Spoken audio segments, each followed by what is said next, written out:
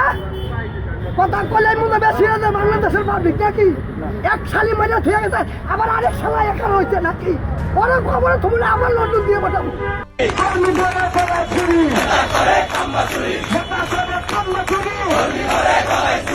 বাস্তবায়নের দাবিতে রাজপথে 11 দলীয় ঐক্য। শনিবার বিকেলে বাইতুল মোকাররম থেকে নাইটিঙ্গেল মোড় হয়ে কাকরাইল পর্যন্ত মিছিল করেন নেতাকর্মীরা। জুলাই বিপ্লবের রক্তের উপর প্রতিষ্ঠিত নতুন বাংলাদেশে সুবিধাবাদের রাজনীতি, মুনাফিকের রাজনীতি বাংলার মানুষ সহ্য করবে না। বিএনপি সরকারের উপর জনগণ আর এক মুহূর্ত ভরসা করতে পারছে না, তাদেরকে বিশ্বাস করতে পারছে না, বিশ্বাস করার কোনো সুযোগ নেই। বিএনপি যা বলছে জনগণ বিশ্বাস করছে না। একটা জিনিস সত্য যে বিরোধী দল আর দেশের মানুষের মধ্যে একটা বড় অংশ বিএনপির জুলাই সনদের প্রতি কমিটমেন্টের প্রতি আস্থা পাইতেছে না। এইটা বিএনপিকে বুঝে দেখতে হবে যে কেন আস্থা পাইতেছে না। এটাও পার্থের বক্তব্যে আছে, কেন আস্থা পাইতেছে না এটা পার্থের বক্তব্যে আছে। শোনেন, পার্থ বলতেছে আপনারা কেন বিপ্লবী সরকার করলেন না। শোনেন, একদম রেসপেক্টের সাথেই বলি, আপনারা সেই সময় রেভলিউশনারি গভর্নমেন্ট করেন নাই কেন? নর্মাল গভর্নমেন্টে গেলেন কেন? ট্রানজিশনাল রেভলিউশনারি গভর্নমেন্ট করতেন। শুনেছেন পার্থ কেন বলতেছে আপনারা কেন করলেন না? মানে অন্তর্বর্তীকালীন সরকার কার পার্থ? এটা তো আপনার না, আপনারা ছিলেন না সেই সরকার তৈরির সময়। আপনারা জান নাই ক্যান্টনমেন্টে ড্যাং ড্যাং করতে করতে বাসে কইরা, মাইক্রো বাসে কইরা, বাসে কইরা এই সরকার কেমন হবে সেটাতে আপনাদের বক্তব্য ছিল না, বক্তব্য না হয়নি। আপনারা তো নিজেই বলছেন অন্তর্বর্তীকালীন সরকার আপনাদেরই ছিল। শোনেন দর্শক, এই মুহূর্তে পাওয়া সব থেকে বড় ব্রেকিং নিউজ, ইতিমধ্যে হয়তো আপনারা জেনে গিয়েছেন বর্তমান তারেক রহমানের সরকার কিন্তু কঠিন বিপাকে পড়তে যাচ্ছে। যখন জুলাই সনদ বাস্তবায়নে ব্যর্থ হচ্ছে বা জুলাই সনদ বাস্তবায়ন করতে চাচ্ছে না বর্তমান তারেক রহমানের সরকার, ঠিক তখনই কিন্তু রাজপথ দখল করে নিয়েছে 11 দলীয় জোট। দর্শক শ্রোতা, অবশেষে কি টিকতে পারবে এই বর্তমান সরকার? নতুন সরকার কি বাংলাদেশে টিকে থাকতে পারবে? 11 দলীয় জোট কিন্তু মাঠে নেমে এসেছে। সংসদে যখন বিরোধী দলীয় নেতাকর্মীরা, এমপিরা যখন একের পর এক চাপ সৃষ্টি করতেছিল দলীয় সরকারের বিরুদ্ধে, যখন তারা কোনোভাবেই এই জুলাই সনদ বাস্তবায়ন করতে রাজি হলো না, তখনই কিন্তু মাঠে নেমে আসলো 11 দলীয় জোট এবং রাজপথ দখল করে নিল। এখন কি তাহলে সেই বাধ্য হয়ে জনাব তারেক রহমানের সরকার এটা মেনে নিতে বাধ্য হবে? দর্শক, যাবতীয় বিষয় নিয়ে আজকের ভিডিওটি সাজিয়েছি। আজকের ভিডিওর ভিতরে সবকিছু খোলাসাভাবে জানতে পারবেন। ধৈর্য সহকারে আজকের ভিডিওটি দেখতে হবে। কথা বলবো না, চলুন একটা লাইক দিয়ে সবগুলো ভিডিওর বিস্তারিত আলোচনা শুনে আসি। আন্দালিব পার্থ কয়েকদিন আগে জ্বালাময়ী বক্তব্য দিচ্ছে সংসদে, শুনেছেন না? এটা তো শুনেছেন আপনারা সবাই, তাই না? সবাই ধন্য ধন্য করেছে, ধন্য ধন্য বলি তারে। তারেক রহমান খুশি হয়ে পিঠ চাপড়ে দিচ্ছে। দেখেন, তবে জুলাই সনদ নিয়ে মূল যে স্পিরিট পার্থর, সেটার সাথে আমি যে ভিডিও দিছি কয়েকদিন আগে, সেটার কোনো তফাৎ নাই। জুলাই সনদের ব্যাপারে কমিটমেন্টের প্রশ্নে বিএনপি তাদের অবস্থান শক্ত করতেছে বলে আমার মনে হয়েছে। এটা সত্য, বিএনপি ফ্যাসি বিরোধী লড়াইয়ের সহযোদ্ধা কমরেড। জুলাই নির্মাণে তার অবদান অস্বীকার করা সম্ভব না। আমাদের সকলের শরীরে মনে আমরা প্রত্যেকেই ফ্যাসিবাদের চিহ্ন বহন করতেছি, বিএনপি এর বাইরে না। পার্থ জুলাই নিয়ে কি বলছে সেটা রেকর্ডে থাকা দরকার। শোনেন, এবং আমি আপনাকে বলে দিচ্ছি, যদি জুলাই সনদের বিরুদ্ধে আমরা স্ট্যান্ড করি, এরা স্ট্যান্ড, আমাদের ঐক্য স্ট্যান্ড করে, আমি আন্দালিব রহমান পার্থ তার বিরুদ্ধে দাঁড়িয়ে কথা বলবো ইনশাআল্লাহ। তারেক রহমান নিজে হ্যাঁ ভোট দিতে বলছে গণভোটে। আপনাদের সকলকে অনুরোধ করব যে ধানের শীষে যেমন সিলটা দিবেন 12 তারিখে, একই সাথে আপনাকে যে দ্বিতীয় ব্যালট পেপারটি দিবে হ্যাঁ এবং না, সেখানে হ্যাঁ এর পক্ষে দয়া করে আপনারা রায় দিবেন। মনে থাকবে তো? সালাউদ্দিন সাহেব বলছে জুলাই সনদের পক্ষে আমরা আছি। তো সেইটা তো আর নির্বাচিত হয় নাই, সেটা হচ্ছে জুলাই জাতীয় সনদের পক্ষে আছে কি নাই। তো জুলাই জাতীয় সনদের পক্ষে তো আমরা আছি, সারা জাতি আছে। শুনেছেন, রেকর্ড থাকলো। আমরা লক্ষ্য রাখবো কি করে বিএনপি রেজিং সংবিধান সংস্কার নিয়ে, জুলাই সনদের প্রতি তার কমিটমেন্টটা কতটুকু রাখে সেটা আমরা দেখব। তবে আজকের আলাপটা পার্থর বক্তৃতার অন্য কিছু অংশ নিয়ে, কারণ পার্থ এমন কিছু বলছে, আরো কিছু ওইটা বলতে যায়, যেগুলো নিয়ে কিছু আলাপ আমাদের করতেই হবে। একটা জিনিস সত্য যে বিরোধী দল আর দেশের মানুষের মধ্যে একটা বড় অংশ বিএনপির জুলাই সনদের প্রতি কমিটমেন্টের প্রতি আস্থা পাইতেছে না। এইটা বিএনপিকে বুঝে দেখতে হবে যে কেন আস্থা পাইতেছে না। এটাও পার্থের বক্তব্যে আছে, কেন আস্থা পাইতেছে না এটা পার্থের বক্তব্যে আছে। শোনেন, পার্থ বলতেছে আপনারা কেন বিপ্লবী সরকার করলেন না। শোনেন, একদম রেসপেক্টের সাথেই বলি, আপনারা সেই সময় রেভলিউশনারি গভর্নমেন্ট করেন নাই কেন? নর্মাল গভর্নমেন্টে গেলেন কেন? ট্রানজিশনাল রেভলিউশনারি গভর্নমেন্ট করতেন। শুনেছেন পার্থ কেন বলতেছে আপনারা কেন করলেন না? মানে অন্তর্বর্তীকালীন সরকার কার পার্থ? এটা তো আপনার না, আপনারা ছিলেন না সেই সরকার তৈরির সময়। আপনারা জান নাই ক্যান্টনমেন্টে ড্যাং ড্যাং করতে করতে বাসে কইরা, মাইক্রো বাসে কইরা, বাসে কইরা এই সরকার কেমন হবে সেটাতে আপনাদের বক্তব্য ছিল না, বক্তব্য না হয়নি। আপনারা তো নিজেই বলছেন অন্তর্বর্তীকালীন সরকার আপনাদেরই ছিল। শোনেন, আপনাকে একটা কথা বলি, আসলে বলা উচিত না, ইন্টারিম গভর্নমেন্ট আমাদেরই ছিল। এখন হাত ঝেড়ে ফেলতেছেন কেন? তখন যদি বিপ্লবী সরকার হয়ে না থাকে এটা দায়িত্ব জামাত এনসিপির একার না। আপনি জামাত এনসিপির উপর দায়িত্ব পাইতেছেন। এই সরকার তৈরির সময় আপনি ছিলেন, আপনি নিজের দায়িত্ব নিলেন একটু আগেই। আবার শোনান, আপনাকে একটা কথা বলি, আসলে বলা উচিত না, ইন্টারিম গভর্নমেন্ট তো আমাদেরই ছিল। আপনি এনসিপির উপর দায়িত্ব পেতেছেন, এই সরকার তো তৈরি হয়েছে আসিফ নজরুলের বাসায়। দেখেন একটা ক্লিপ দেখাই। এই ভদ্রলোক বলতেছে যে আসিফ নজরুল এবং সামরিক কর্তৃপক্ষ ইন্টারিম গভর্নমেন্ট তৈরির ক্ষেত্রে সবচেয়ে বেশি ভূমিকা রাখছে। অনেকগুলো মানে স্বার্থের সম্মিলন হয়েছে। একদিকে হচ্ছে আর্মড ফোর্সেসের, তাদের তো নিজস্ব পছন্দ নিশ্চয় ছিল। আমাদের যিনি চিফ অ্যাডভাইজার হলেন ওনারও নিজস্ব পছন্দ ছিল, এবং ওই সময় সবচেয়ে যিনি বেশি প্রভাব বিস্তার করেছিলেন, বিশেষ করে আমাদের যিনি অধ্যাপক, সম্মানিত অধ্যাপক আসিফ নজরুল, ওনার প্রভাবটাও কাজ করেছে। এবং বিশেষ করে প্রফেসর ইউনূসের সাথে ওই মুহূর্তে ওনার যে সম্পর্কটা আমার কাছে মনে হচ্ছে অনেক প্রগাঢ় ছিল বিভিন্ন কারণে, যার ফলে উনি হয়তো বা প্রফেসর ইউনূসের সাথে এই কে কোন নামগুলো যাবে কোন নামগুলো যাবে না, উনি একটা বড় নিয়ামক ভূমিকা পালন করে থাকতে পারেন, যদি আমি নিশ্চিত না। কিন্তু এই আলাপগুলো কিন্তু সত্যিকার অর্থে কেউ বলছে না। শুনেছেন? আচ্ছা, এবার শুনেন, বঙ্গভবনে যাইয়া প্রধান উপদেষ্টা কে হবে এটাও তারা ঠিক করেছে।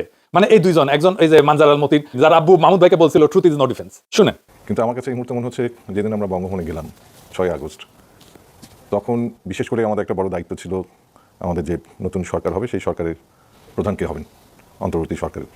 তো সেটা একটা কাজ ছিল, যে কাজটা আমরা বোধহয় 6 থেকে 7 ঘন্টা লেগেছিল সম্পূর্ণ করতে, এবং দীর্ঘ সময় আমাদেরকে বঙ্গভবনে থাকতে হয়েছিল। আমি যদি ভুল না করি সেই দিনটা ছিল 6 আগস্ট, এবং এটার পেছনে আপনারও কিছু অবদান ছিল, বিশেষ করে বঙ্গভবনে যাওয়া কিংবা না যাওয়া নিয়ে। শুনেছেন? আচ্ছা বলেন তো, এই লোকটা চিনেন আপনি? সাদা চুল, ঢাকা ইউনিভার্সিটি প্রফেসর। সে নিজেই বলছে সে একটা নিরাপদ জীবন চায়, সিভিল সোসাইটি নিরাপদে থাকতে চায়। শুনেন, সিভিল সোসাইটির অনেকেই যারা নেতৃত্ব ছিল, তার মধ্যে আমিও নিশ্চয়ই আছি। সিভিল সোসাইটি তো সবসময় একটু নিরাপদেই থাকতে চায় সামাজিকভাবে। তো মাস্টার তুমি তাইলে মধ্যে ঢুকো কেন বাপ? কেন বিশ্ববিদ্যালয়ের শিক্ষকদের ওই জায়গায় যাইতে হবে? সরকার কেমন হবে সেটা ঠিক করতে হবে কেন? সে যে কয়টার নাম বলিছে, ওখানে কারা কারা গেছিল বঙ্গভবনে? আপনারা জানতেন যে এরকম ইউনিভার্সিটি মাস্টাররা গেছিল? এদেরকে নাহিদ নিয়ে গেছে, সেই বলতেছে নাহিদ নিয়ে গেছে। বিশেষ করে সেই সময় প্রথম যোগাযোগটা করেছিল নাহিদ, যে স্যার আপনাদেরকে যেতে হবে, আপনারা একজন যাবেন। এই যে কয়টা টিচার গেছিল সব কয়টা আলট্রা সেকুলার লেফট, আমি তাদের নাম বলতেছি না। তাহলে বুঝেন এই ট্রানজিশনটা কেমনে ম্যানেজ হয়েছে, কেমনে সরকার তৈরি হয়েছে। সরকার তৈরির দায়িত্ব এদের। তারপরে মানুষের মনে কেন সন্দেহ আছে জানেন? সংবিধান সংস্কার কমিশন, এগুলো তো বিএনপির দফা। বিএনপির 31 দফার প্রথম দফা কি ছিল এটা সাহেব দেখান। দফা 1, সংবিধান সংস্কার কমিশন গঠন। একটি সংবিধান সংস্কার কমিশন গঠনের মাধ্যমে বিতর্কিত ও অগণতান্ত্রিক সংশোধনীয় পরিবর্তন পর্যালোচনা করে প্রয়োজন অনুযায়ী বাতিল বা সংশোধন করার কথা জানানো হয়। সংবিধানে গণভোট ব্যবস্থা পুনঃপ্রবর্তন করে জনগণের গণতান্ত্রিক অধিকার পুনঃপ্রতিষ্ঠা করার কথা বলা হয়। তো সংবিধান সংস্কার কমিশন কই আপনার? 1 নম্বর দফা তো ছিল আপনার 31 দফা, এটা আপনাদের। বাদ দেন প্রফেসর ইউনূসের সংবিধান সংস্কার, আপনাদেরটা করেন। এখন মুখটা বন্ধ কেন? এই যে পার্থ সাহেব, বলেন তো কি বলছিলেন 31 দফার 1 নম্বরে? বাড়ি কোথায় গোপালী? আপনার মুখটা এখন বন্ধ কেন? বলেন তো কি বলছিলেন এতক্ষণ ধরে? মুখটা বন্ধ কেন এখন? দেশ কোথায় গোপালী? দেখেছেন, খালেদা জিয়াও একই কথা কয়। পাঠক হয়েছে এনসিপি কে আপনারা জেন জি কে রিপ্রেজেন্ট করেন, আপনারা জামাত জেনারেশন হইয়েন না। শুনেন, আর এনসিপি যে আমাদের দল, আমাদের হিরোরা যারা যুদ্ধ করেছেন, যারা এখানে আছেন, তাদেরকে বলে দিই, আপনারা জেনজিকে রিপ্রেজেন্ট করেন, জামাত জেনারেশন হয়ে যান না। আপনারা তো বাংলাদেশে জাতীয়তাবাদী রাজনীতি করেন, বাকশালী হয়ে যায় না। আওয়ামী লীগের সমর্থন নিয়ে তো ক্ষমতা এসেছেন। দেখেন নভেল কি কয়, সেও আপনাদের দাবরানির মধ্যে রাখে। দেখেন, আওয়ামী লীগকে স্পেস দিতে হবে, বৈধতা দিতে হবে, রাজবন্দীদেরকে মুক্তি দিতে হবে। আমাদের দাবি 3টাই। আমরা আপনাদের পদত্যাগের কথা বলছি না। প্রক্রিয়া যাই হোক, আপনার পারফরমেন্স দেখতে চাই। পারফরমেন্স আপনি সংসদে দেখান, রাষ্ট্র পরিচালনার ক্ষেত্রে দেখান। আমরা আপনার সাথে মৌন সমর্থন দিয়েছি বলেই আপনি ক্ষমতায় এসেছেন, আপনি ভুলে যাবেন না। এই সমর্থন সরে গেলে কিন্তু আপনার ক্ষমতা আর থাকবে না। শুধু নভেল না, বাকশালের কাছে ভোট চাই নিয়েছেন, কান্নাকাটি করে হাত পা ধরে হাসিনাই বলছে। শুনেন, বিএনপির অবশ্য অনেক প্রার্থী আমাদের আওয়ামী লীগের নেতাকর্মীর কাছে হাত পা ধরেছে, ধর্ণা দিয়েছে, জামাত ঠেকানোর জন্য। দয়া ধর্মকে তারা ভোটও দিয়েছে। ক্ষমতায় যেতে না যেতে তাদের চেহারা পাল্টে গেছে। হ্যাঁ সত্য নাকি পার্থ? এইভাবে কান্নাকাটি করে ভোট নিছেন? হ্যাঁ ভালো তো, আপনারা গোপাল হয়েছেন, এটা পাবলিকে মনে করে আপনারা ভারপ্রাপ্ত আওয়ামী লীগ। সংবিধানকে ছুঁড়ে ফেলা দেয়া পার্থ খুব বিলাস। সে বলতেছে সংবিধান কি মনে করায় দেয় এটা 71-এর পরাজয়ের দলিল। শোনেন, এই যে একটা প্রক্রিয়া, সংবিধানকে ছুঁড়ে ফেলে দাও, সংবিধানকে ছুঁড়ে ফেলে দাও। সংবিধানকে ছুঁড়ে ফেলবো কেন? সংবিধানকে মনে করায় দেয় যেটা 71-এর পরাজয়ের দলিল। আমি সংবিধান কেন ছুঁড়ে ফেলে দেবো? এই সংবিধান দিলে গাত্রদাহ কেন হবে? এত গায়ে লাগবে কেন? If I don't like it, there are relevant provisions within the constitution যে আমি পরিবর্তন করতে পারি। আমার দরকার কি? পার্থ সংবিধান ছুঁড়ে ফেলে দেওয়ার কথা বলে যে 71-এর পরাজয়ের দলিলের কথা মনে করায় দেয়। আচ্ছা পার্থ শুনেন, এই সংবিধানকে ব্যবহার করে বারবার মানুষের উপর অত্যাচার করা হচ্ছে। সুতরাং এই সংবিধান যেই সংবিধান মানুষের কথা বলে না, সংবিধান যেই সংবিধানে মানুষের ইচ্ছার প্রতিফলন হয় না, মানুষের ভবিষ্যৎ দেয় না, মানুষের প্রোটেকশন দেয় না, সেই সংবিধানকে মানুষ ছুঁড়ে ফেলে দেবে। এটা কার কথা? আপনারই কথা তো। এখন মুখটা বন্ধ কেন? এই যে পার্থ সাহেব, বলেন তো কি বলছিলেন সংবিধান ছুঁড়ে ফেলে দেওয়া নিয়ে? বাড়ি কোথায় গোপালী? আপনার মুখটা এখন বন্ধ কেন? বলেন তো কি বলছিলেন এতক্ষণ ধরে? মুখটা বন্ধ কেন এখন? দেশ কোথায় গোপালী? আচ্ছা এইবার আসেন, খালেদা জিয়া নিজে কি বলছিল সংবিধান ছুঁড়ে দেওয়ার ব্যাপারে। দেখেন, এই সংবিধান হলো আওয়ামী লীগের একটি ইশতেহার। এই সংবিধানকে সেই দিন জনগণের সরকার আসবে সেই দিন এই সংবিধানকে ছুঁড়ে ফেলে দেওয়া হবে। এই সংবিধান শুনেছেন? তাহলে কি খালেদা জিয়ার ৭১-এর পরাজয়ের ইতিহাস মনে পড়ে যায় পার্থ? তাই তো হয়। ওই সংবিধান তো বাংলাদেশের পরাজয়ের দলিল। ওই সংবিধান কে লিখছে? বাংলাদেশের সংবিধান পরিষদ। জানেন তো কিভাবে সংবিধান লেখা হয়? সারা দুনিয়ায় সংবিধান সভার নির্বাচন হয়, সংসদ নির্বাচনের মতো তাদের পাবলিকে ভোট দেয় শুধু সংবিধান রচনার জন্য। পাকিস্তানের সংবিধান রচনার জন্য এই সংসদ নির্বাচন হয়েছিল 1970 সালে। সেই নির্বাচনে শরীয়তের বডিগার্ড বিজয়ী হয়েছিল। যারা পাকিস্তানের সংবিধান রচনার জন্য নির্বাচিত হয়েছিল তারাই স্বাধীন বাংলাদেশের সংবিধান রচনা করে। ওটা তো স্বাধীন বাংলাদেশের সংবিধান না, ওটা পাকিস্তানের সংবিধান। স্বাধীনতার ঘোষণাপত্রে লেখা আছে সাম্য, মানব সত্তার মর্যাদা আর ইনসাফ। এইটা দিয়ে আমরা দেশ গড়বো, এটা থাকবে আমাদের মূল নীতি, রাষ্ট্রের মূল নীতি। কেন নাই এইগুলা? একটাও নাই এই ৭২-এর সংবিধানে। কেন এর মধ্যে সাম্য নাই? কেন এর মধ্যে মানব সত্তার মর্যাদা নাই? কেন এর মধ্যে ইনসাফ নাই আমাদের মূলনীতি হিসাবে? কেন নাই ৭২-এর সংবিধানে? আপনি যুদ্ধ করতেছেন, যুদ্ধে জিতে আপনি কেমন ধরনের রাষ্ট্র করবেন? এটাই তো ঘোষণাপত্র। আপনি যে ঘোষণাপত্র লিখছেন, আপনি বলছেন আমি সাম্যের বাংলাদেশ করবো, আমি মানব সত্তার মর্যাদা থাকবে সেইখানে, আপনি বলছেন আর ইনসাফ থাকবে সেইখানে, সেই বাংলাদেশে। সেটা হবে আমাদের মূলনীতি। আপনি একটাও রাখলেন না, একটাও না ৭২-এর সংবিধানে। কেন? ওটা কেমন স্বাধীন বাংলাদেশের সংবিধান হয়? পাকিস্তানের সাথে মিলাই দেখেন বাংলাদেশের সংবিধান মিল আছে। ওই ৭২-এর সংবিধানের মিল আছে পাকিস্তানের সংবিধানের সাথে। জরুরি আইনের ভাষা, মৌলিক অধিকার রদ করা থেকে শুরু করে রাষ্ট্র ধর্ম, সংসদের উপর দলীয় নিয়ন্ত্রণ, প্রস্তাবনার রাজনৈতিক ও আধ্যাত্মিক ভাষা, রাষ্ট্রের সাংবিধানিক পরিচয়, সব পয়েন্টে পয়েন্টে মিল। আচ্ছা পার্থ, এই সংবিধান তো আপনার প্রিয় কোনো জিনিস ছিল না। আপনি তো ৭২-এর সংবিধান যে আওয়ামী লীগের রক্ষিতা ছিল সেটা তো আপনিও কইছিলেন। আপনি তো নিজেই বলছিলেন এই সংবিধানকে জনগণ ছুঁড়ে ফেলে দিবে। তা আপনি কেন এখন এটা নিয়ে দিওয়ানা হইলেন? শোনেন আপনি কি বলছিলেন। এই সংবিধানকে ব্যবহার করে বারবার মানুষের উপর অত্যাচার করা হয়েছে। সুতরাং এই সংবিধান যেই সংবিধান মানুষের কথা বলে না, সংবিধান যেই সংবিধানে মানুষের ইচ্ছার প্রতিফলন হয় না, মানুষের ভবিষ্যৎ দেয় না, মানুষের প্রোটেকশন দেয় না, সেই সংবিধানকে মানুষ ছুঁড়ে ফেলে দেবে। শুনেছেন পার্থ কি কইছিলেন? এবার সংসদে কি কইছে পার্থ? এডিটর সাহেব আবার শোনান। এই যে একটা প্রক্রিয়া, সংবিধানকে ছুঁড়ে ফেলে দাও, সংবিধানকে ছুঁড়ে ফেলে দাও। সংবিধানকে ছুঁড়ে ফেলবো কেন? সংবিধানকে মনে করায় দেয় যেটা ৭১-এর পরাজয়ের দলিল। আমি সংবিধান কেন ছুঁড়ে ফেলে দেবো? এই সংবিধান দিলে গাত্রদাহ কেন হবে? এত গায়ে লাগবে কেন? If I don't like it, there are relevant provisions within the constitution যে আমি পরিবর্তন করতে পারি। আমার দরকার কি? আচ্ছা, মির্জা ফখরুল সংবিধান নিয়ে কি বলছিল শুনেন। কোন সংবিধান? এটা আওয়ামী লীগের তৈরি করা সংবিধান, তার নিজের স্বার্থে, দলের জন্য। এই সংবিধানকে কেটে আর ১/৩ তারা করেছে একজন ব্যক্তির জন্য, এবং যেখানে কোনো প্রশ্ন করা যাবে না, এটা কোশ্চেন, এবং এটা কোনোদিন নাকি পরিবর্তন করা যাবে না। সংবিধান তো মানুষের জন্য, সংবিধান তো কোনো ব্যক্তির জন্য নয়। সেই মানুষের সংবিধান তারা নষ্ট করে ফেলেছে। শুনেছেন? মানে এদের কথা কোনো ঠিক নাই। যখন যেটা পছন্দ, যখন যেটা কাজে লাগে সেটাই বলে, আর খালি মিছা কথা বলে, কথা ঘুরায়। এই জন্য এদেরকে বিশ্বাস করে না, ইচ্ছা মতো এটা কথা ঘুরায়। আগে এক কথা বলে, তারপর আবার চোখ উল্টায়। এটা সবসময় চোখ উল্টায়। এটা হইতেছে চোখ উল্টানো পার্টি, বুঝিস?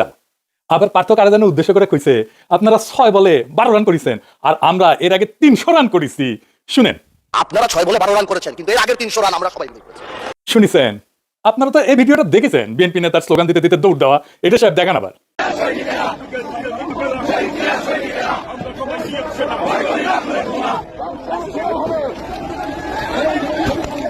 দেখেছেন?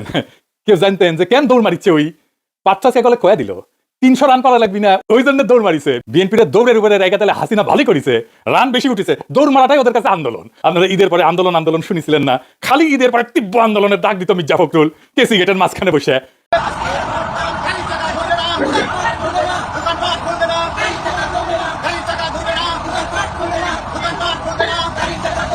এইটা হইতেছে দৌড়ানির আন্দোলন, রাস্তায় নামে মারতো দৌড়। ১৭ বছর এই আন্দোলন করে যে কিছু করতে পারে নাই সেটা পার্থ নিজের মুখে বলেছিল। শোনেন, তরুণ প্রজন্মের একটি বড় অংশ তারা কিন্তু এই পরিবর্তনের জন্য ভূমিকা রেখেছে। তাদের উদ্দেশ্যে আপনার কি বলা থাকবে এবং তাদের জন্য আপনার চ্যাম্পিয়ন তারা তো এত তাদের এই রক্তের উপরে দিয়ে তো আজকে আমরা এই স্বপ্ন দেখছি।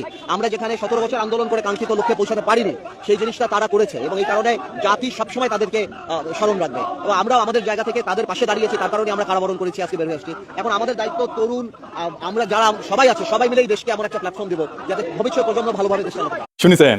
চ্যাম্পিয়ন কইছিল তখন পারতো, আর আজকে কইতেছে ৩০০ রান করেছে আগে। শুধু কি তাই, মেজর হাফিজ যারা স্পিকার বানায়, যারা উদ্দেশ্য করে সংসদে কথা বলে পারতো, সে নিজেও বলেছিল কি শুনেন, যদি আরো ১০ বছর সংগ্রাম করতাম, এই স্বৈরাচারী সরকারকে যারা সেনাবাহিনীর অস্ত্র নিয়ে, মারণাস্ত্র নিয়ে নিরস্ত্র মানুষের উপর ঝাঁপিয়ে পড়ে, এদেরকে সরানো তো সম্ভব ছিল না। আমি ধন্যবাদ জানাতে চাই এই লড়াকু ছাত্র সমাজকে, বৈষম্য বিরোধী ছাত্র সমাজ, তারা ইতিহাস সৃষ্টি করেছে। শুনেছেন? গান পার হইলে মাঝি কঞ্চুদির ভাই, তাই না? এখন মুখটা বন্ধ কেন? এই যে পার্থ সাহেব বলেন তো কি বলছিলেন ৩০০ রান করা নিয়ে? বাড়ি কোথায় গোপালী? আপনার মুখটা এখন বন্ধ কেন? বলেন তো কি বলছিলেন এতক্ষণ ধরে? মুখটা বন্ধ কেন এখন? দেশ কোথায় গোপালী? আওয়ামী লীগের রক্ষিতা এই সংবিধানের ফেলায় আওয়ামী লীগ ভাগিছে, তো ইদ্যৎ কালটা তো শেষ হইতে দেন। তারপরে নিকা বসেন। এত প্রেমের দিওয়ানা হয়ে ইদ্যৎকাল শেষ হওয়ার আগে নিকা বসিলেন? ইদ্যৎকালের তো একটা মেডিকেল রিজন আছে। 72-এর সংবিধানে পেটের তো বাকশালের বীজ আছে, ওই পোলা তো পেটের মধ্যে আছে, ফ্যাসিবাদের বীজ আছে, ওইটা থেকে বাকশালই বের হবে, পয়দা হবে ফ্যাসিবাদী। আপনি ভারপ্রাপ্ত ভাতারি হয়ে থাকবেন। 72-এর সংবিধান শুধু রাজনৈতিক স্মারক না, এটা ইনস্টিটিউশনাল ফেইলিওরের উৎস। তবে পারতো একটা জিনিস বুঝলাম না, আপনি যেমন সংবিধানের বিরুদ্ধে কইছিলেন, ঠিক তেমনি আন্তর্জাতিক খ্যাতি সম্পন্ন বাটপার বিকাশ ঠুনাও কিন্তু কইছিল। শুনেন, এই গণবিরোধী সংবিধান দিয়ে বাংলাদেশ আর চলবে না। আজকে জাতির প্রয়োজনে নতুন সংবিধান রচনা করতে হবে। বিকাশ নুরা মন্ত্রী হইল, আপনি কেন হইলেন না? এই 72-এর সংবিধানের পরতে পরতে লুকায় আছে ফ্যাসিবাদ। এই সংবিধানে জন্ম দিয়েছিল হাসিনার ফ্যাসিবাদ। বাংলাদেশে আরবারও ফিরে আসবে ফ্যাসিবাদ যদি এই 72-এর সংবিধান থাকে। যে সংবিধান 55 বছর আগে লেখা হয়েছিল, সেই সংবিধান কি আজকের কমপ্লেক্সিটি এটা ধারণ করতে পারে? আজকের দুনিয়ার সমস্যাকে সমাধান দিতে পারে? বিএনপি সরকারের উপর জনগণ আর এক মুহূর্ত ভরসা করতে পারছে না, তাদেরকে বিশ্বাস করতে পারছে না, বিশ্বাস করার কোনো সুযোগ নেই। বিএনপি যা বলছে জনগণ বিশ্বাস করছে না, এবং এটা যে চাপাবাজি এটা বুঝতে জ্বালানি বিশেষজ্ঞ হওয়ার দরকার নেই, রাজনীতি বিশ্লেষক হওয়ার দরকার নেই। একজন গ্রামের কৃষক, একজন চায়ের দোকানদার, একজন রিক্সা চালক, ভ্যান চালক, একজন বাইসাইকেল চালক কিংবা উবার চালক, পাঠা চালক খুব সহজেই বোঝেন যে বিএনপি একটা বাটপার সরকার, তারা মিথ্যুক সরকার। তারা যা বলে এটা মোটেও সঠিক নয়। তাদের কথা যদি কেউ বিশ্বাস করে তাহলে সে একুলুকুল সব হারাবে, দুনিয়া হারাবে, আখেরাত হারাবে, সে না খেয়ে মরবে। এই জন্য বিএনপি সরকারের কোনো কথা কেউ বিশ্বাস করবেন না।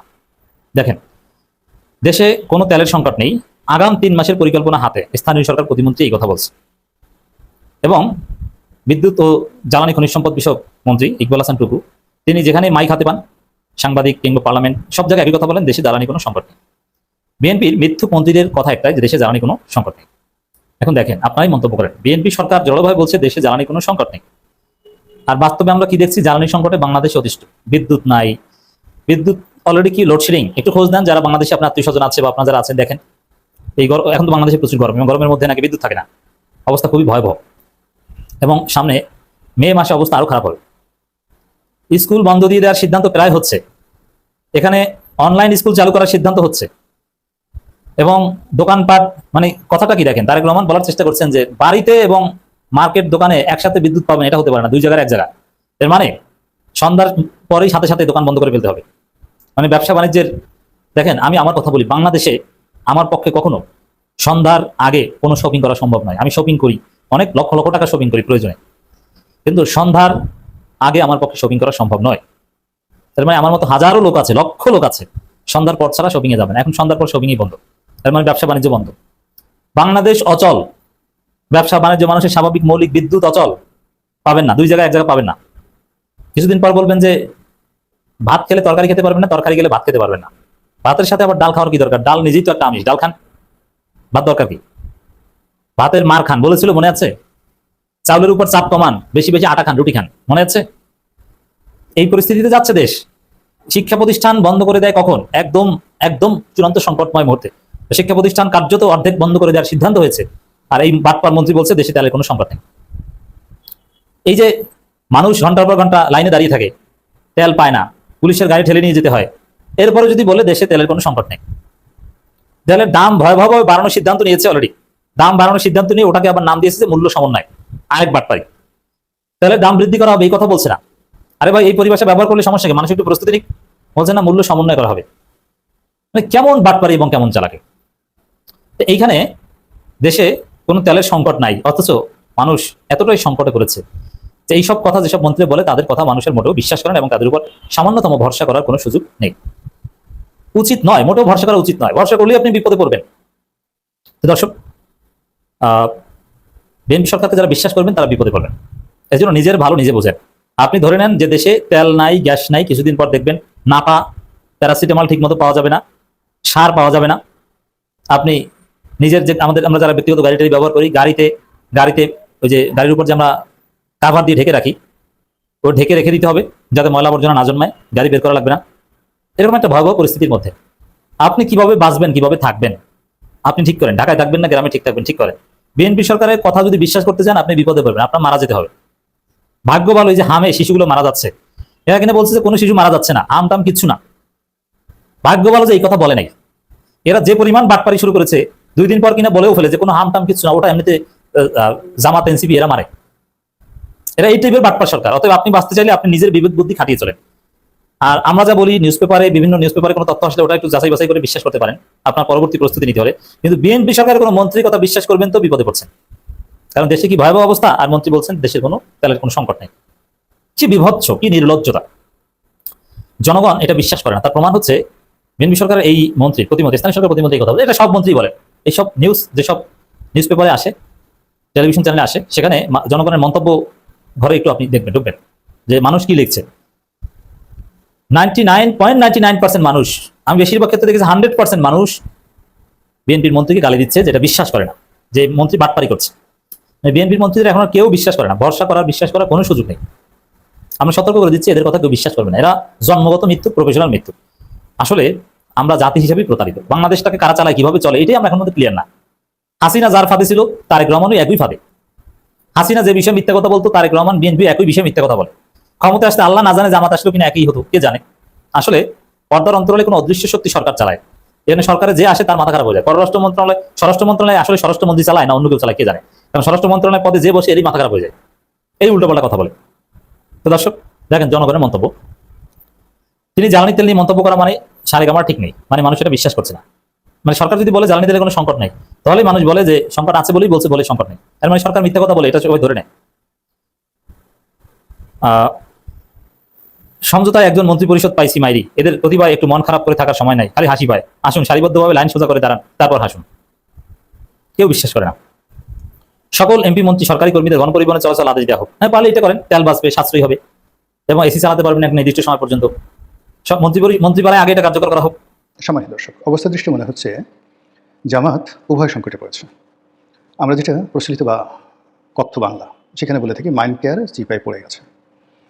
আরও স্পষ্টভাবে যদি আপনি কথ্য ভাষা প্রয়োগ করেন, তাহলে আপনি বলতে পারেন যে জামাত ফাটা বাসে আটকা পড়ে গেছে। অনেকে ফাটা বাসে কীভাবে আটকা পড়ে, কোন অঙ্গ প্রত্যঙ্গ আটকা পড়ে, সেটা তারা বলতে পারেন, কিন্তু এই দুটো শব্দ আমাদের দেশে খুবই জনপ্রিয়। এই কারণে কি হচ্ছে, সরকারের যে হানিমুন পিরিয়ড চলছে, সরকারের এই হানিমুন পিরিয়ডের মধ্যে জামাত তাদের বিভিন্ন সেক্টরে তাদের শক্তি বৃদ্ধি করতে যাচ্ছে। কারণটা হলো যে জামাত জানে যে তারা যদি শক্তি বৃদ্ধি না করে এবং সরকারকে চাপের মধ্যে রাখতে না পারে এবং নিজেদের যে আধিপত্য, সেই আধিপত্য যদি তারা বজায় রাখতে না পারে, তাহলে এই দিন থাকবে না। সামনে যেভাবে সরকার এগোচ্ছে, অর্থাৎ 1/11 কুশীলবদের বিচার হচ্ছে। যদি সরকার মনে করে যে 1/11 ওই সময়টিতে জামাতের যে যাকে বলা তেলে ঝুলে একটা অবস্থা ছিল, জামাতের বেশিরভাগ লোক মঈনুদ্দিন ফখরুদ্দিনের খুব কাছে লোক ছিল, কাজেই তারা এই তারেক রহমান সাহেবের যে দুর্ভোগ দুর্দশা, তার পরিবারের যে জুলুম অত্যাচার হয়েছে তার পরিবারের উপর, সেই ঘটনার সঙ্গে কেবলমাত্র মাসিদুদ্দিন, ফখরুদ্দিন, মঈনুদ্দিন এরা জড়িত নয়, জামাতও জড়িত। তো মানুষকে যে কোনো একটা কাজ করতে করতে মানুষ বাড়তে থাকে। সরকার যে কাজগুলো শুরু করেছে সেই কাজগুলো কমার কোনো সম্ভাবনা, এগুলো বাড়তে থাকবে। তারা 1/11 যারা কুশীলব তাদেরকে ধরছে। দর্শক আশা করি সবগুলো ভিডিও দেখেছেন। এবার অবশ্যই আপনাদের মূল্যবান মতামত কমেন্ট বক্সে জানিয়ে দিন, পারলে ভিডিওটি শেয়ার করে সবাই দেখার সুযোগ করে দিন। আর আমাদের চ্যানেলে যদি আপনারা নতুন হয়ে থাকেন, প্রতিনিয়ত এই ধরনের আপডেট গরম খবর পেতে চ্যানেলটি সাবস্ক্রাইব করুন। যারা করেছেন ধন্যবাদ, ভালো থাকবেন। পরবর্তীতে দেখা হবে নতুন কোনো ভিডিওতে। সে পর্যন্ত সবাই ভালো থাকবেন, আল্লাহ। এবং এইভাবে তারা আগাতে আগাতে তাদের যে এগুলোর যে ইনস্ট্রুমেন্টগুলো, মেশিনারিজগুলো রয়েছে, এগুলো যে তারা জামাতের দিকে প্রসারিত করবেন, এই গ্যারান্টি জামাতকে কে দেবে? এই গেল এক। 2 নম্বর হলো যে সেই 2021 সন থেকেই বা 2020 সন থেকেই জামাতের সঙ্গে বিএনপির দূরত্ব তৈরি হচ্ছে প্রকাশ্যে। আর 2016-17 সন থেকেই জামাতের সঙ্গে বিএনপির পরোক্ষভাবে দূরত্ব তৈরি হয়, যদিও 2018 সালে তারা একত্রে নির্বাচন করেছে জোটগতভাবে, কিন্তু আলটিমেটলি কেউ কাউকে বিশ্বাস করছিল না, কেউ কাউকে শ্রদ্ধা করছিল না। ওই সময়টাতে জামাতের নেতৃত্বে এলডিপি, কর্নেল ওলি, তারপর বি চৌধুরী থেকে শুরু করে আর অনেকেই দেখা গেল তারা একটা ভিন্ন সমঝোতায় পৌঁছে গিয়েছিল। এবং 2018 সালের নির্বাচনে আওয়ামী লীগের হাতে ধরা খাওয়ার পর বিএনপির সঙ্গে জামাতের যে সম্পর্ক, এলডিপির সাথে সম্পর্ক, এমনকি আন্দালিব রহমান পার্থর সাথে যে সম্পর্ক, এটিও নষ্ট হয়ে যায়। আপনারা জানেন যে আন্দালিব রহমান পার্থ, তার যে বিজেপি ছোট দল, কিন্তু তারপরেও সে কিন্তু তারেক রহমান সাহেবের সাথে চ্যালেঞ্জ দিয়ে বিএনপি জোট থেকে বের হয়ে গিয়েছিল। কেন বের হয়ে গিয়েছিল? সে তখন তার দাবি ছিল যে এই নির্বাচনে আমরা অংশগ্রহণ করেছি, আমাদের সাথে চিটিং করা হয়েছে, এই নির্বাচনের যে ফলাফল অবৈধ, এই ফলাফল মেনে কেন বিএনপির যারা সংসদ সদস্য তারা শপথ নিলেন এবং তারা গেলেন, এই অভিযোগ তুলে তিনি সেখান থেকে চলে গেছেন। কিন্তু বাস্তবতা হলো যে ওই সময়টিতে 2018 সন পরবর্তী সময়ে ভারতীয় গোয়েন্দা সংস্থা তারা মাইনাস তারেক, মাইনাস বিএনপি করার জন্য অন্তত 100টি রাজনৈতিক দলের সঙ্গে তারা যোগাযোগ করেছে এবং প্রত্যেকটি রাজনৈতিক দলের সঙ্গে তাদের যে কথাবার্তা প্রায় সেম। আপনারা 3 আসনে প্রার্থী দেবেন, যত টাকা লাগে আমরা দেব, যা কিছু হবে আপনারা থাকবেন এবং আপনারা যেই সময় গ্রিন সিগন্যাল দেবেন সেই সময়টাতেই আওয়ামী লীগ একটা মধ্যবর্তী নির্বাচন দেবে। এর ফলে কী হলো দেখেন যে 2020-21 সনে বাংলাদেশের ছোট ছোট রাজনৈতিক দল তারা অলনে ছাড়েন, সবাই প্রার্থী খোঁজা শুরু করলো। 300 আসনে তারা প্রার্থী দেবে। যত ছোট দল এখন দেখেন যারা সরকারের সাথে আছেন, যারা মন্ত্রী হয়েছেন, তাদের যে ছোট ছোট দলগুলো আমি নাম বললাম না, তাদের 2020 সনের 21 সনের ভাষা শোনেন, বক্তব্য শুনেন, সবাই স্বতন্ত্র ইলেকশন মানে আলাদা ইলেকশন করবে, সবাই 300 আসন দেবে এবং তাদের কোনো টাকা পয়সার অভাব নেই। পরবর্তীতে মানে এই গোয়েন্দা সংস্থাগুলো আসলে ছোট ছোট যাকে বলা হয় ফান্ড দেয়, খুব অল্প ফান্ড দেয় আর লোভ দেখায় বড় বড়। ফলে যারা রয়ের সাথে ওই সময়টাতে যোগাযোগ রক্ষা করেছেন প্রায় সবাই প্রতারিত হন, ফলে আবার তারা করে কি অনেকেই বিএনপির কাছে ফিরে আসার চেষ্টা করে, আবার কেউ এমন অবস্থা করে ফেলে বিএনপির কাছে তারা ফিরে আসতে পারে না। ঠিক ওই সময়টিতে যারা রয়ের খপরে পড়েছিলেন তারা মোরালের সবাই কিন্তু শেখ হাসিনার সঙ্গে, আওয়ামী লীগের সঙ্গে তাদের একটা যোগাযোগ স্থাপিত হয়ে গিয়েছিল এবং একটা সমঝোতার নির্বাচন কেবলমাত্র বিএনপি ছাড়া সকল রাজনৈতিক দল সেই আসবে এবং সারা দুনিয়াকে শেখ হাসিনা দেখাবে যে একটা অংশগ্রহণমূলক নির্বাচন হচ্ছে যেখানে কেবলমাত্র বিএনপি নেই। এরকম একটা মাস্টার প্ল্যান, ব্লু প্রিন্ট এগোচ্ছিল পুরো সময়টা জুড়ে। তো এর প্রেক্ষিতে যেটি হলো, আমেরিকাও কিন্তু বসেছিল। তারা ওই যে দেখেন না যে আমেরিকার যারা কয়েকগুলো এজেন্ট নিজেদেরকে সিআই এজেন্ট দাবি করতো, মিয়া আরিফি থেকে শুরু করে আরও অনেকে, তারপরে যে আরেকটা ধরা পড়েছে ইউনুসের জামানাতে, আরেকটা আউট, এরা কিন্তু আসলে মানে বাংলাদেশের অনেক লোকেরই মান নষ্ট করেছে। এরা একাধিকবার সিঙ্গাপুরে বৈঠক করেছে, দুবাই বৈঠক করেছে, ব্যাংককে বৈঠক করেছে এবং বাংলাদেশ থেকে অন্তত পক্ষে 30, 40, 50 জন, 100 জন বিভিন্ন রাজনৈতিক দলের শীর্ষ নেতা, এমনকি বিএনপির অনেক নেতা সেখানে অংশগ্রহণ করেছেন।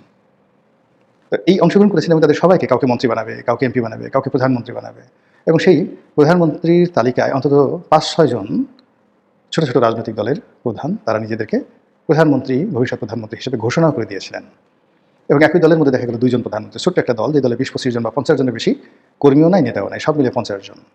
তো তাদের মধ্যে 2 জন প্রধানমন্ত্রী, 2 জন কি আবার পরবর্তী দেখা গেল সেই দল ভেঙে গেল। আপনারা জানেন, বুঝতে পারছেন জিনিসটা কি।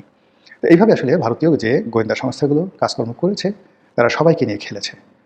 তো খেলার ফলে কি হলো, ছোট ছোট যে সকল রাজনৈতিক দল তারা যখন দেখলো যে না, আমরা আসলে ডিজিএফআই দ্বারা আসলে সাস্টেন করতে পারছি না, আওয়ামী লীগের উপর ভরসা করা যাচ্ছে না, বা যেভাবে সেই যাকে বলা হয় তাদেরকে লোভ দেখাচ্ছিল সেই অনুযায়ী তারা 300 প্রার্থীর জন্য কোনো ফান্ড কিছু পাচ্ছে না। ফলে তারা আবার কেউ লন্ডনে গিয়ে, কেউ টেলিফোনে কথা বলে, কেউ মক্কা মদিনায় গিয়ে বিএনপির কাছে হাতে পায়ে ধরে তারা সেই তারেক রহমান সাহেবের সঙ্গে সম্পর্ক স্থাপন করে ফেলেছেন এবং অনেকে সফল হয়েছেন।